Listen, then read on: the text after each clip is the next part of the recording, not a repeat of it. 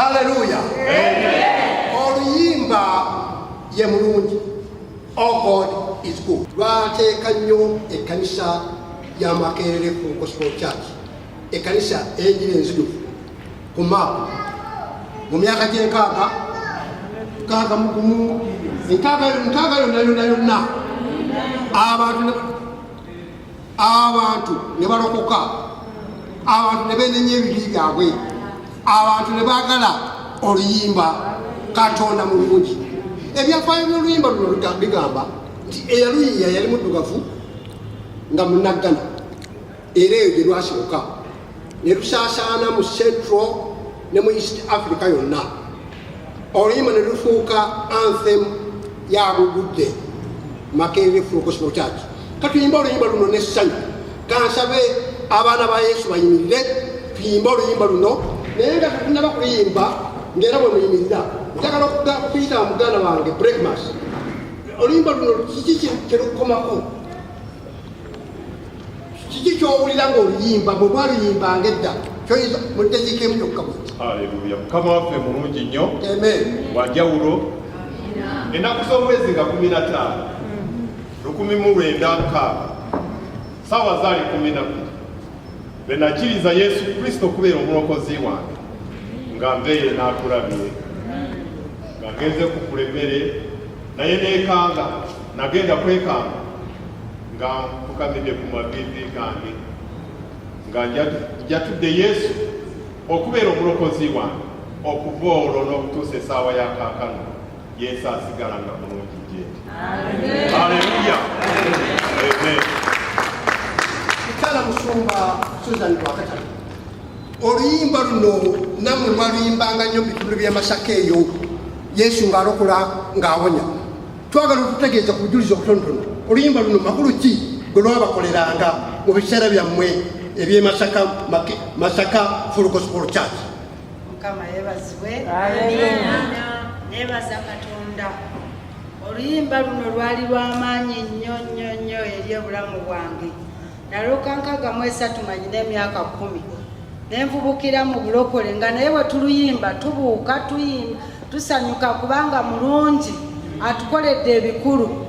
Nze okuva olwo bwe nalooka 63 ne kaakano mpulira lunsitula lunzizaamu amaanyi. Ndi mukadde naye kati bwe nduyimba nyimba mbuuka nga ntendereza kubanga Yesu ankoledde ebirungi. Oluyimba olwo lwa muwendo gye tuli kubanga lwa ggwanga, nze nduyita oluyimba lwaffe olw'eggwanga ly'abalokole. Mukama yeebazibwe. Ndi musanyufu nnyo kubanga nkoledde ebikulu. N'olw'ensonga eyo katuluyimba n'essanyu oluyimba ye mulungi. Omukadde Sesanga tuwe ekisumuluzo.